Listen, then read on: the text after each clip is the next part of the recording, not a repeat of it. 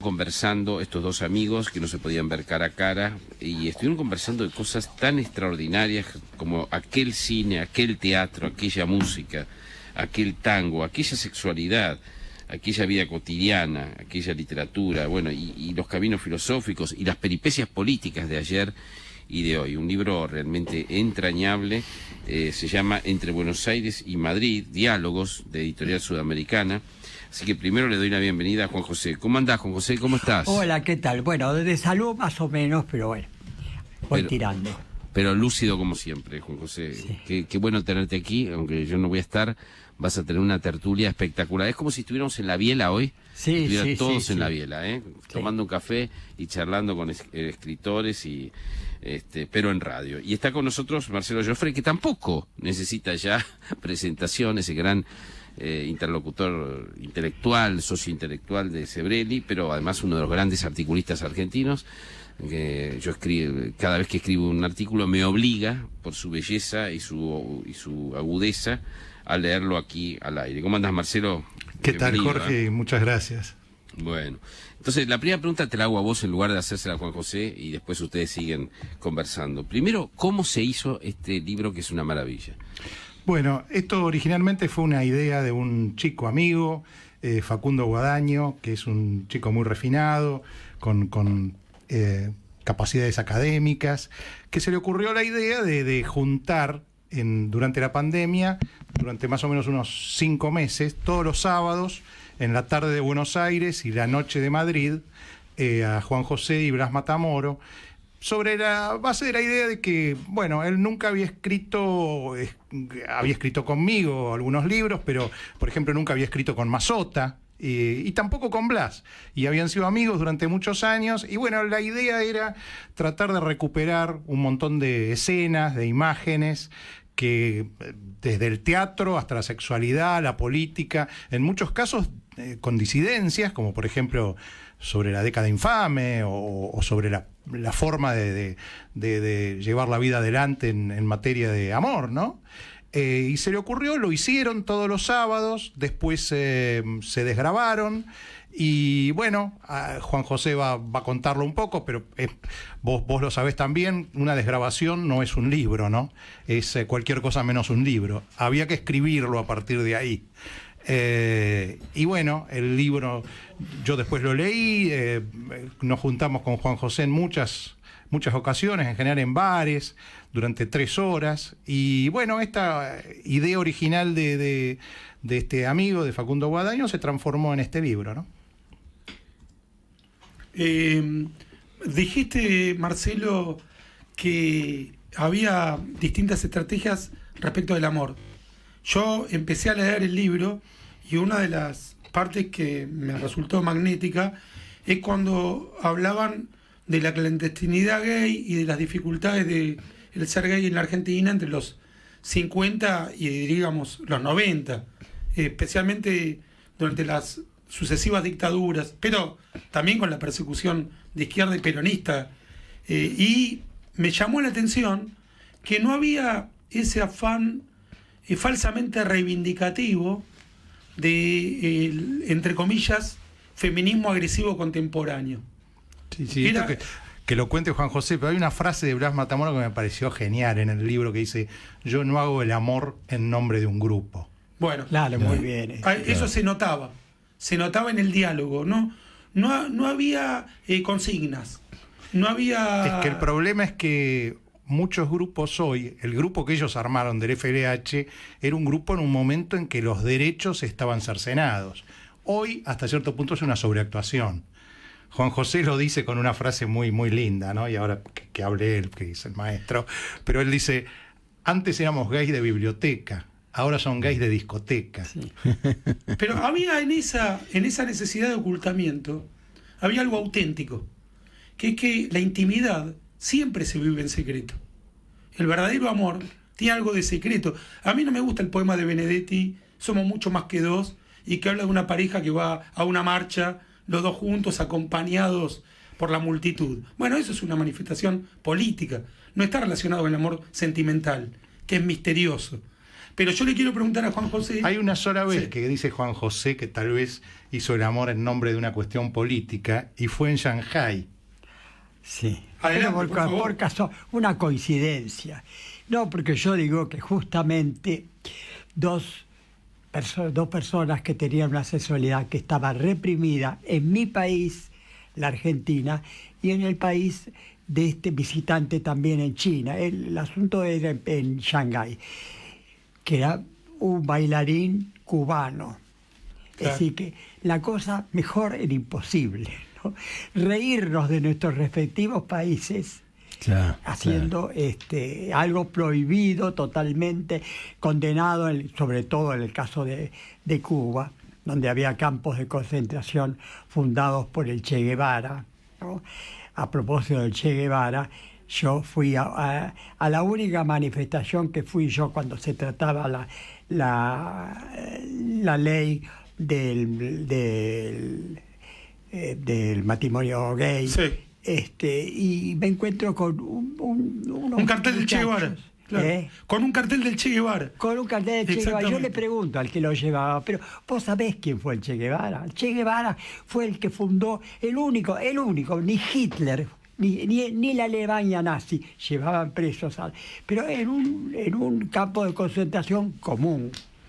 Y en otros países, en la Rusia de Stalin. En Cuba fue el único país donde hubo un campo de concentración especializado para los homosexuales y los drogadictos. Sí, así fue. Así fue. Las UNAC. ¿Y cuál es UMAP, sí. cuál es la estrategia distinta entre Matamoro y Sebrelli respecto del amor? ¿Cuál es la disidencia? Bueno, no, fundamentalmente Matamoro está casado. Claro. Está casado con En un España. compañero. Él se fue exiliado en el 76 de la Argentina por la prohibición del libro Olimpo, y se va con su pareja, con un señor, y No se va con su pareja. La pareja es española, lo conoce. No, este actual. Ah. Este actual. Hubo varios entreveros. Claro. en el Entonces medio. él se va y allá el problema es que no se pusieron de acuerdo. El otro se quería quedar y Blas quería volverse. Entonces se separaron por esa discusión y finalmente Blas se terminó enamorando del español con el cual todavía está. Y Blas se quedó y el otro se volvió. Pero la cuestión es que Blas ha estado siempre con una pareja estable y ahora la tiene de hace décadas. En cambio, Juan José nunca creyó en la idea. Es un francotirador sentimental. Totalmente. Lo entiendo perfectamente. Y la realidad, y ahora suelto la palabra, pero quiero hacerle esta pregunta a los dos. La realidad hoy nos asaltó porque un fundamentalista islámico atentó contra Salman Rushdie, que tenía una fatua, una amenaza de muerte desde los 80 por parte del Ayatollah Khomeini, que es una sentencia ineludible. Los distintos imanes que lo continuaron la tienen que seguir llevando adelante. ¿Qué opinas, Juan José y Marcelo, de este acontecimiento que acabamos de padecer en el occidente liberal? Sí, no, eso es, por supuesto. El mundo árabe es lo peor que hay junto con las dictaduras fascistas y nazi occidentales. Yo creo que eso va a ser muy difícil erradicar. Va a ser muy, muy difícil erradicar. Porque está en la propia religión. Hay que poner fuera de la ley al Corán, ¿no? Claro, eso es una batalla epistemológica. Una batalla cultural muy grande, una revolución cultural, realmente una revolución cultural, no solamente política. Marcelo.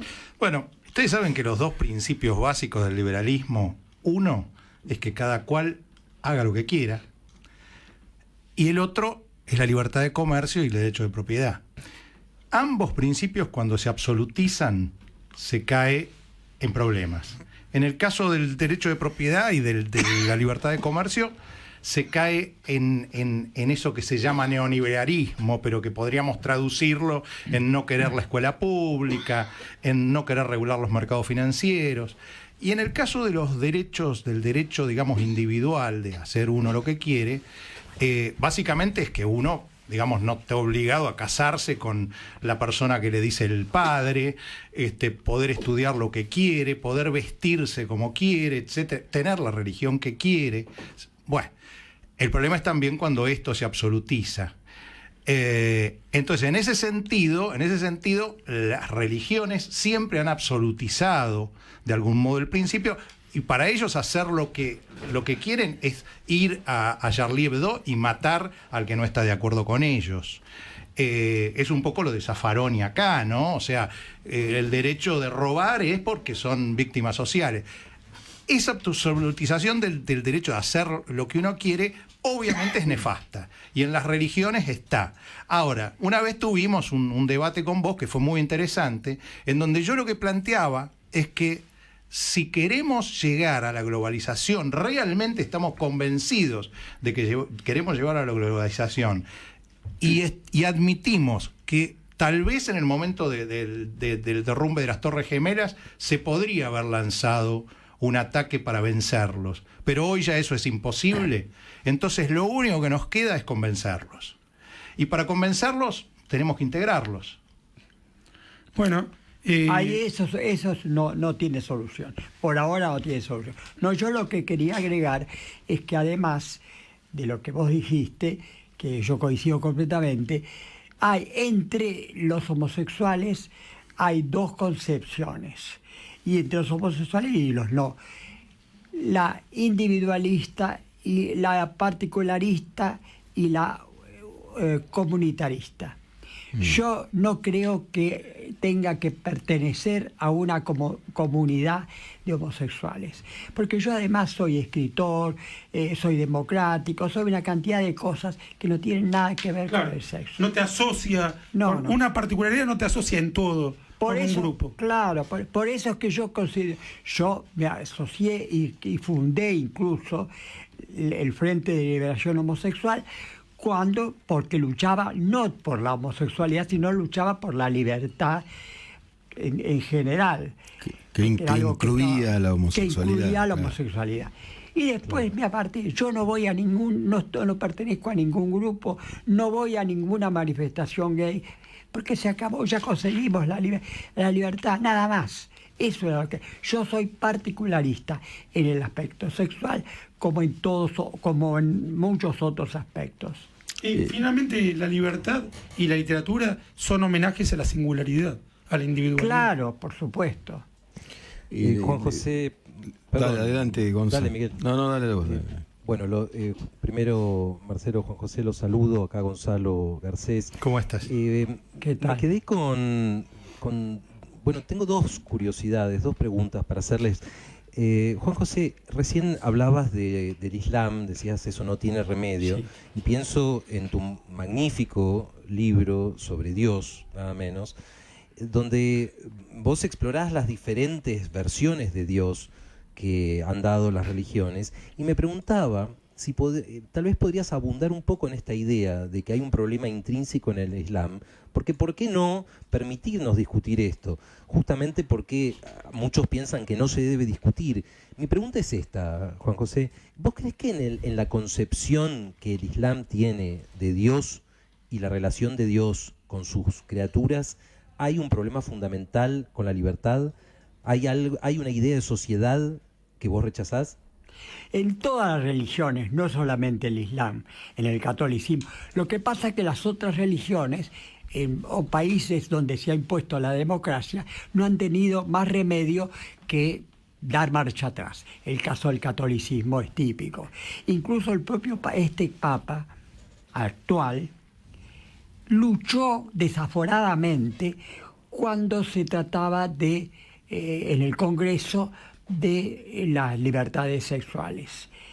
Luchó totalmente. Sí. Y ahora ya no habla más de eso, e incluso hasta casi se puede decir que ha cambiado de opinión. Porque viven en un mundo democrático, más o menos, y entonces se ven en la obligación. Cosa que no ocurre con el Islam. En el Islam todos los islámicos opinan lo mismo. En el catolicismo no.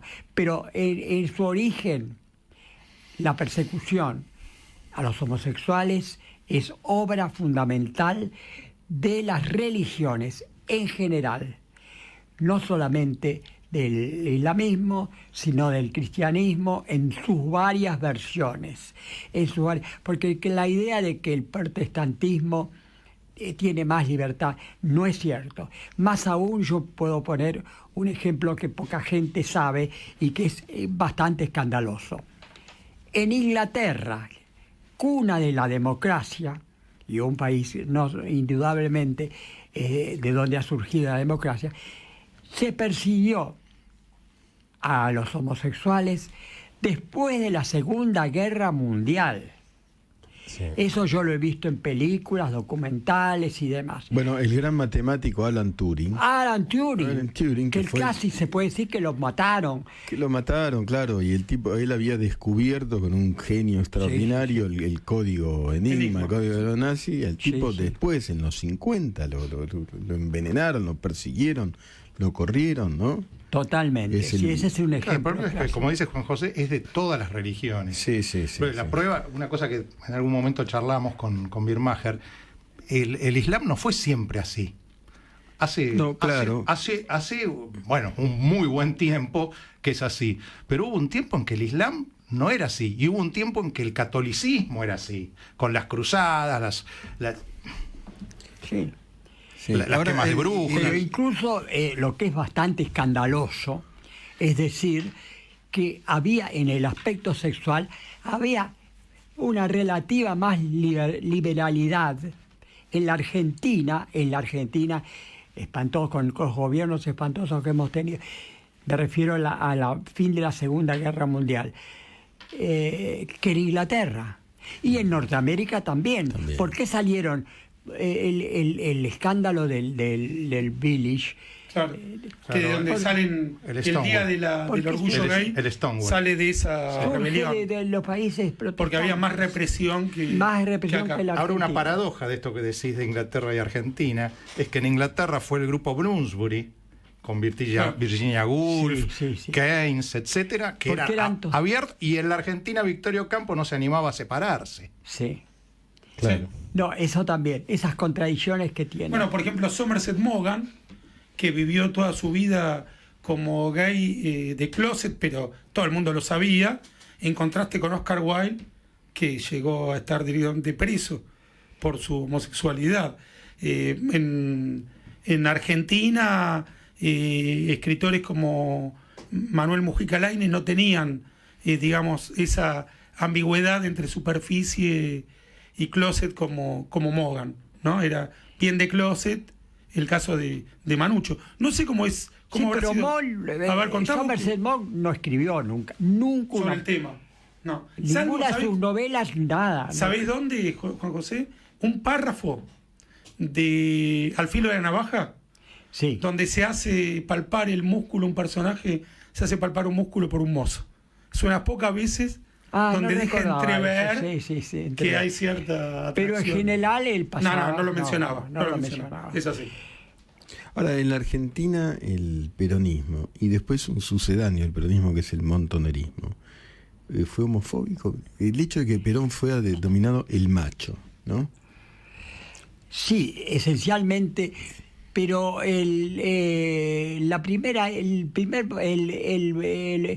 que impulsó a Perón era indiferente por completo en todas las materias, salvo en el poder, era lo único que no era indiferente. En lo demás no le importaba. Y el conservadorismo había bastante libertad, no existía un código contra los homosexuales, el Código Civil contra los homosexuales. Eso lo impuso Perón, pero por idea e impulso de la Iglesia Católica. Claro. La prueba está que cuando Perón rompe con la Iglesia, hubo una libertad total, unos pocos meses, porque enseguida después cayó Perón.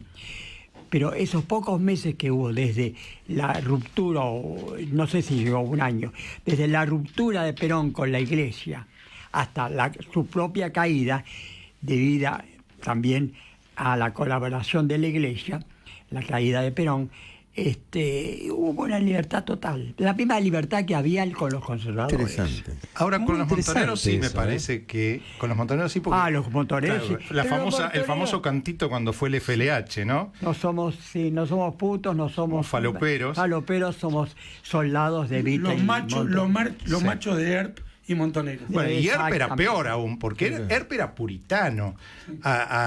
Incluso a Santucho le llegaron a cuestionar que tenía 2 mujeres. Sí. No, incluso perdón, llegaron a fusilar los montoneros a un gay que pertenecía a esa agrupación. Ah. Nunca se supo, pero yo tengo buena fuente de que llegaron a fusilar a un gay. Vos sabés que el EGP de Massetti, cuando hace la guerrilla en Salta en el 63, el manual de guerrilla del EGP, el Ejército Guerrillero del Pueblo, incluía que si encontraban a 2 hombres Sí. en acto sexual, había que fusilarlos. Ahora, Sí. ¿por qué cabeza calenturienta puede pasar en el medio del monte salteño, incluir ese artículo en un manual guerrillero? Eran 5 personas. Sí, sí. Y se les ocurrió poner eso. Ahí tenés un caso de homofobia brutal, ¿no? Y delirante. Pero viene de la Iglesia Católica. Todo eso viene de la Iglesia Católica. Fundamentalmente. Las cosas que escribió el Papa, este Papa actual, que ahora se hace liberal porque está en la onda es otra, pero las cosas que escribió, la famosa carta a las monjas, las carmelitas descalzas, que yo lo cito en mi libro, contra los homosexuales era una cosa terrible, las cosas, y después se dio vuelta porque ya siendo papa consideraba de que eso no quedaba bien. Ahora, Juan José. Perdón, adelante, Miguel. No, y Gonza, adelante, Gonza. Sí, Gonza. No, yo quería preguntarte, Juan José, si estás de acuerdo con Lori Sanata cuando dice que la matriz de pensamiento del populismo, en particular en Argentina, pero en general, viene precisamente de la Iglesia Católica. No solamente en el odio a los homosexuales que vos señalabas, sino en otras cuestiones que también nos afligen del populismo, como el culto a la pobreza, como la desconfianza hacia todo lo que venga de afuera.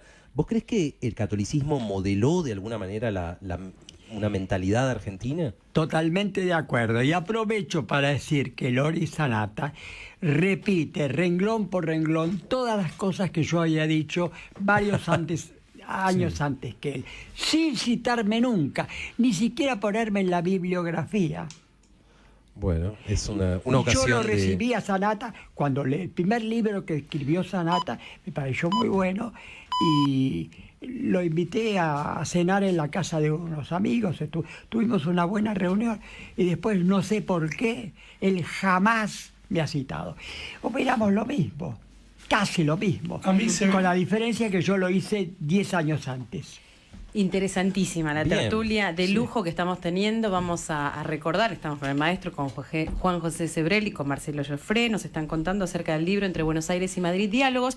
Tenemos que hacer un punto porque son las 9:30, esto quiere decir, como siempre, vamos a las noticias en Mitre y después continuamos si les parece bien. Juan José Sebrelli y Blas Matamoros se reunieron vía Zoom todos los sábados por la tarde porteña y la noche de Madrid durante 5 meses pandémicos. El resultado de esos encuentros terminó configurándolo el conjunto exquisito de diálogos que reúne este libro, testigo inapelable de aspectos de la historia social, política, cultural e intelectual que de otro modo se perderían para siempre. Cine, teatro, música, literatura, vida cotidiana, sexualidad, política y filosofía son apenas los tópicos disparadores de este verdadero catálogo razonado de la cultura de los últimos 70 años, que no se propone conservar el pasado, sino aportar a realizar sus esperanzas. Se llama Entre Buenos Aires y Madrid, Diálogos, y estamos acá, bueno, con uno de los autores, con Marcelo Joffre, editor, y nos habíamos quedado con la pregunta que había hecho Garcés acerca de si coincidía con Lori Sanata, Sí. y Sebrelli decía, bueno, ¿cómo Y no voy a- resultó que Sanata coincide Claro. con Sebrelli.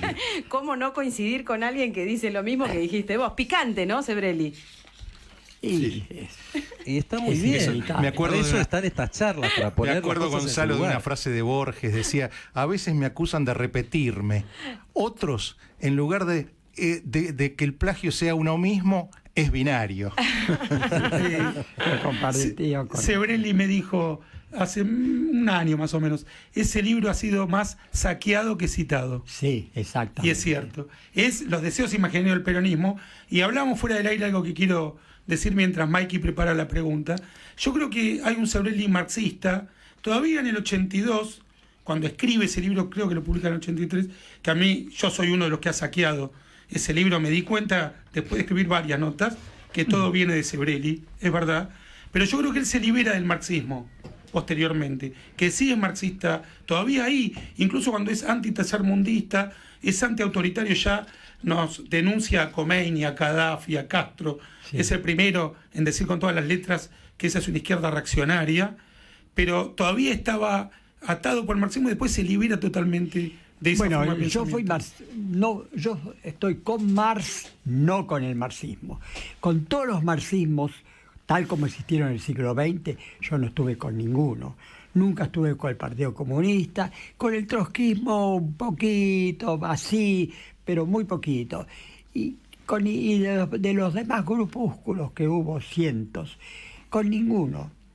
Es decir, que yo me decía, tenía una época que me llamaba Hegel o marxismo. Es decir, que lo que a mí me atraía de Marx era la filosofía dialéctica sacada de Hegel, que eso es indudable. Y que eso todavía lo sigo reivindicando hoy. Yo me sigo reivindicando un dialéctico. Absolutamente. Bueno, Fukuyama es eso. Sí. Y es liberal. Y Juan José, yo a la distancia y como un discípulo, me parece brillante lo que acabas de decir, con Marx, pero no con los diversos marxistas. También fuiste sartreano, ¿no? Sartreano, sí. Pero sí. primero yo llegué, mi evolución fue, primero fui sartreano, el primer filósofo que leí, que lo empecé a leer como novelista y como autor teatral, antes como filósofo, después de ahí pasé a la filosofía, fue Sartre y Merleau-Ponty. Y de ahí pasé, con Sartre y Merleau-Ponty pasé a Hegel. Claro. Y de Hegel pasé a Marx, como él dijo. Pero un Marx que siempre era un Marx que no era el Marx del... Siempre me manifesté en contra de los marxistas. Eso lo tengo que dejar bien en claro. Me parece muy interesante. Totalmente en contra. Porque no es lo mismo. No es lo mismo. Uno es un hay que pensador, leer a Marx los otros, y para claro. ver qué diferencias hay absolutas. Ahora, en este libro hay una frase que yo concuerdo, pero me gustaría que ampliaran sobre el asunto. Están hablando de Heidegger con Blas Matamoros. Sí. Y Juan José dice sobre Ser y Tiempo, es un libro proto-nazi, antes de que existiera el nazismo. Sí, efectivamente, si lo leemos detalladamente. Fue el gran pensador del nazismo. Que Heidegger además fue un nazi. Fue un nazi con carné.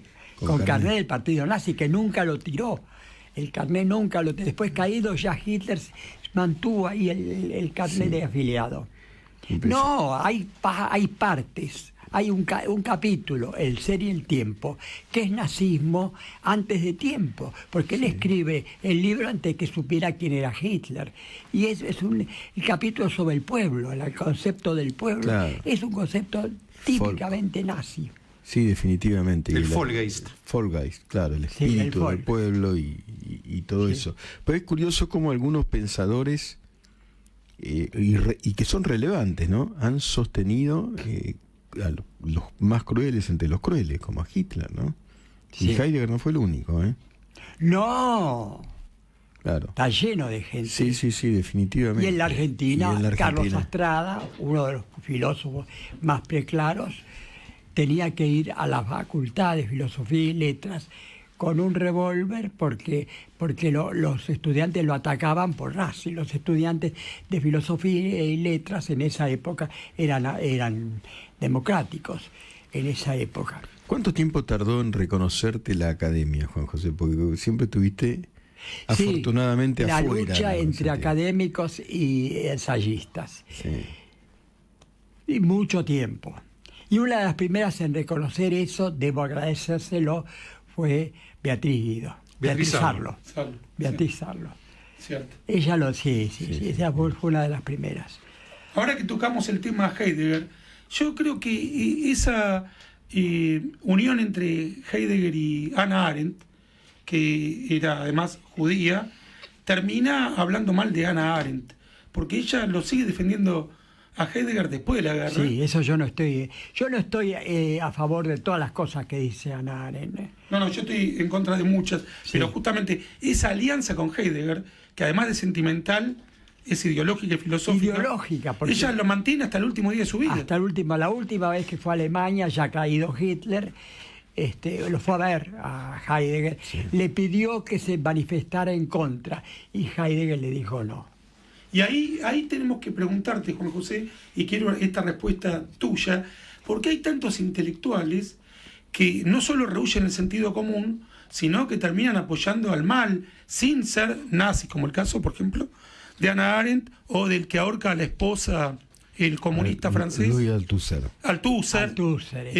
¿Cómo puede ser que estos pensadores terminen teniendo menos sentido común que cualquier ciudadano que por ahí no entró nunca a un claustro universitario? Pero Althusser llega a decir esas disparates porque es discípulo de Heidegger.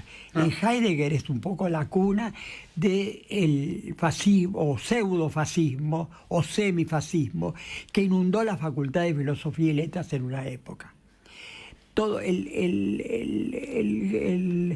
la semilla de todo eso es Heidegger. Por ejemplo, el Foucault, que va a visitar a Ayatollah Khomeini en Teherán, Foucault, también viene de Heidegger. Pero por supuesto, no solamente fue a visitarlo y permaneció un buen tiempo en Teherán. Lo conoció muy de cerca, sino que escribió un libro a favor del Khomeini. Exactamente. Eso es una cosa irrescatable. Y además, él siendo gay, terminó apoyando un régimen cuya principal objetivo era perseguir y asesinar a los homosexuales. Bueno, sobre la homosexualidad de Foucault hay mucho que decir.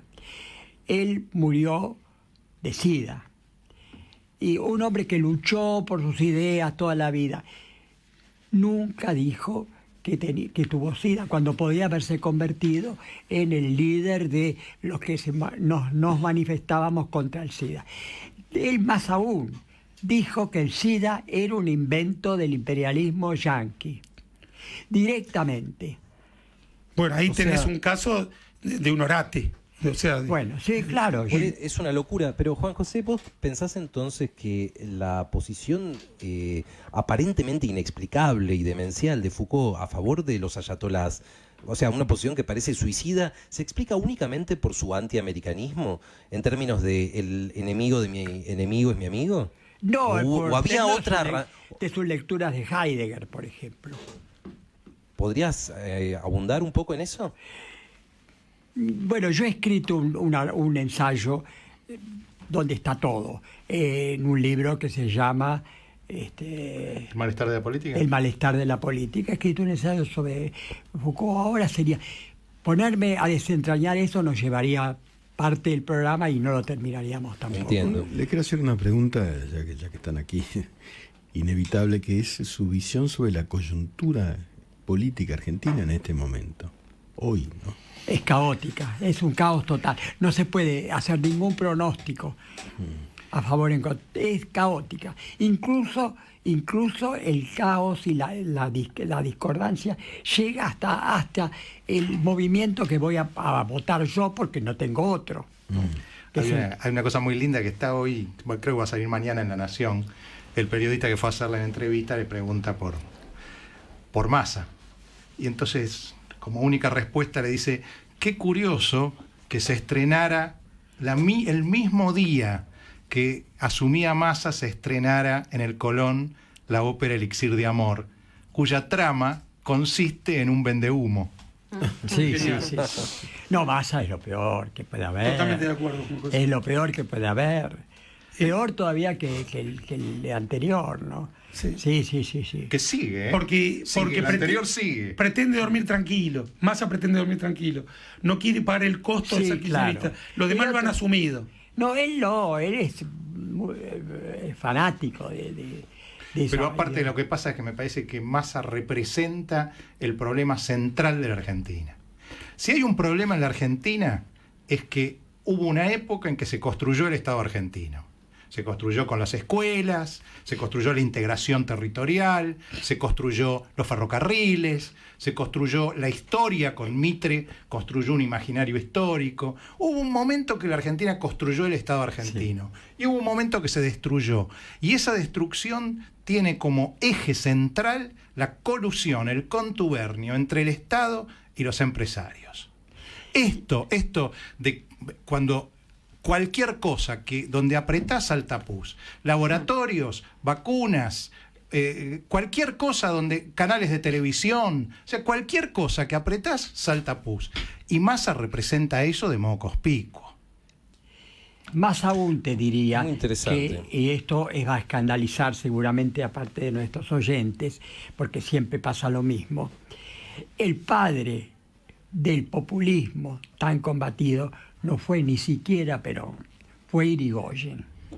Irigoyen creó todo lo... ¿Querés un poquito de agua? Te traemos Estas son un las poquito. maldiciones que están echando los... Sí, seguramente, sí, los radicales. radicales. ¿Qué Los pasó? radicales. A mí hubo una periodista, a quien estimo mucho, que me citaba siempre, muy conocida, que dejó de citarme, nunca más me citó del día que dije esto. Pero eso es evidentísimo. En la mejor biografía que se ha escrito sobre Irigoyen, que es la de Manuel Gálvez, dicen eso. Él fue, primeramente, estuvo a favor del partido único, porque el Partido Radical era partido único. Él no pisó nunca el Congreso, despreciaba el Congreso porque ahí estaban sus enemigos. Él hablaba de los no radicales, los socialistas, entre otros, eran sus enemigos. Todas las características de los populistas después las tiene Irigoyen, todas. Hay algo de primera mano que contás en el libro que es lo del lustrabotas Escarlato. Ah, Escarlato sí era. Yo conozco muy bien todo eso porque vivía a 2-3 cuadras de donde vivió Irigoyen. Claro, en otra época ya a Irigoyen le habían tirado los muebles a la calle y habían quemado la salón de lustrar que estaba enfrente de la casa de Irigoyen, de Escarlato, que era de donde Irigoyen se imbuía del pensamiento del pueblo.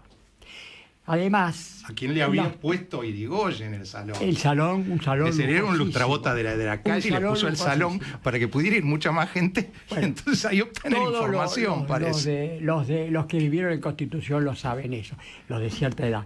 Sí, pero lo de cierta edad. Los de cierta edad. Sí. Bueno, yo no llegué a conocerlo, nací en el 30, justo cuando cayó Irigoyen, ¿no?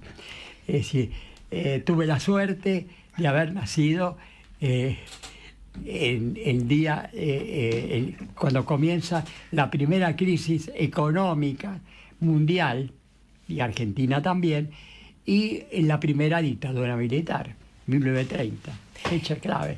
Y estoy destinado, seguramente, a morir también con dictadura militar y con crisis económica. No, dictadura militar no, pero con dictaduras civiles son ahora. Como dijo Bioy una vez, dijo, para el que muere en medio de una dictadura, el dictador es eterno. Es eterno. Y bueno, es eterno Fidel Castro, Claro. fue eterno Mussolini. Ay, Mussolini no fue eterno porque lo mataron, pero si no hubiera gobernado hasta su muerte. Franco fue eterno, por ejemplo. Claro. Bueno, este programa no es eterno, no somos dictatoriales, tenemos que hacer el pase con el Conde del Once, que se viene en minutos nada más, Gabriel Levinas. ¿Se quedan al pase? Hacemos una tanda chiquitita y lo incorporamos, lo invitamos a este diálogo. Hablamos de arte. Dale, con hablamos Levinas. exactamente. No, hacemos él la habla tanda. de cocina. En También, este programa habla de también, cocina. también. Yo le escucho siempre. Vamos a hablar de Yaros, de Yaros. Y el Conde del Once le comentaba a Sebrelli, no, porque viene Gabriel Levinas. Dice, no, él habla de cocina. Ahora, a las 11 que quiere hablar. Marcelo Ahora le voy a hablar de algo arte. que yo no sé si el señor Sebrelli sabía, seguramente sí, porque sabe todas estas cosas más que yo. Pero cuando los escuchaba antes hablar sobre la homosexualidad y el general Perón, hay un dato que la gente trata de olvidar o desconocer, que tiene que ver Carrillo, con Ramón Carrillo. Ah, sí. Ramón Carrillo era un eugenista, creía en la eugenesia, y trajo a un criminal de guerra Sí. que se llama Carl Bernet. Bernet, por supuesto, hay una película. Hay una película. Bernet que se la pasó en la Argentina, en lo que hoy es el Borda, castrando, haciendo electroshock a homosexuales sistemáticamente para tratar de convertirlos y de curarlos. En realidad le ponía un chip debajo de la piel con hormonas masculinas. Y no, eso no era lo único que hacía. Y lo terminó matando. Eso es lo que hacía en el campo de concentración. Sí, de Buchwald, creo, ¿no? Buchwald, sí, eso hacía en los campos de concentración. Acá no le ponía un chip, acá lo que hacía era les daba electroshock, y eso lo siguió haciendo todo el tiempo durante el gobierno de Perón con el aval de Carrillo, porque Carrillo además lo contrató abiertamente. Sí. Siendo un criminal de guerra buscado, porque los criminales de guerra buscado, él lo contrata y están los papeles de todo, contratado por el ministerio. El Triángulo Rosa, ¿no? La película se llama, o algo así. La cuestión es que este señor fue contratado por Carrillo, que vuelvo a repetir, le creía en la eugenesia, había estado en el desarrollo del Pervitin. El Pervitin fue la droga famosa esa que usaban los nazis para no dormir y avanzar como locos, que fue la que les ayudó a hacer la Blitzkrieg con esa eficacia. En una droga que era como una especie de excitante que los tenía despiertos, y él cuando estuvo en Europa antes de la guerra, Carrillo trabajó en eso también. Es decir, estamos hablando de tipos que ideológicamente estaban en contra de la homosexualidad, de manera feroz además, Sí. Sebrelli estuvo preso Sí. algunos días, ¿no? ¿Ah, sí? Por el famoso edicto aquel en la época de Perón. Sí, pero eso no, el de edicto, pero no había en esa época, en el Código Civil no había nada contra la homosexualidad. Eso lo impuso después la Iglesia. En la época de Perón te llevaban preso por 24 horas, salvo que tuvieras antecedentes o que fueras un lumpen, algo así. Ahora, era una época bastante laxa, fue mucho peor. Con los militares fue mucho peor, por supuesto. Sí, pero Paco Yamandreu la pasó bastante mal por momentos, adentro de la Casa de Gobierno. Perón le tomaba el pelo, lo hacían maltratar. No tengo. Después en un momento la cosa frenó, pero sé que tuvo... Pensar que ahora la organización esa, los putos peronistas, tiene su revista, se llama La Paquito. Y hay una película documental que recomiendo ver, que justamente se llama Los putos peronistas, que es donde aparece protagonista Cristina Kirchner abrazada con el jefe de los homosexuales peronistas. Ahora que estamos hablando de la represión en la vida cotidiana, recientemente acá mismo en Argentina y en buena parte del mundo vivimos la obligatoriedad del encierro, cosa que no habíamos padecido nunca. Ustedes escribieron un libro al respecto, Desobediencia Civil y Libertad Responsable. Ahora que hemos pasado lo peor, ¿qué reflexión hacen de esto que acabamos de vivir hace un año? Bueno, está en el libro la opinión que tuvimos. Bueno, creo que el tiempo nos dio la razón, ¿no? Sí. Pero expliquen un poco, porque no todo el mundo lo leyó, ni saben cuál era vuestra posición. Bueno, el libro básicamente todo partió de un momento en el cual le estaban haciendo una entrevista a Juan José en TN, el periodista Jakeman, y decía, se están muriendo de hambre los comerciantes, la economía se va a derrumbar. Y Juan José dijo, la solución ya estaba en el siglo, estaba en Thoreau, estaba en el liberalismo del siglo XVII, es la desobediencia civil. Cuando hay normas que llevan a la gente a morirse de hambre, hay que alzarse contra esas normas. En el caso de Thoreau era un tema de impuestos, etcétera, en Estados Unidos. Entonces en ese momento lo que decíamos es, hay que alzarse contra normas absurdas, ridículas, que están hundiendo al país. Ahora, ahí había un problema grave que era, bueno, ¿cuándo saber cuando una norma es absurda? Y bueno, todo el libro gira en torno a eso. Es un libro en el fondo de filosofía del derecho que lo aplicamos a la Argentina en ese momento, y toda la parte de actualidad la gente se enganchó mucho, se vendieron 12.000 ejemplares, 5 ediciones.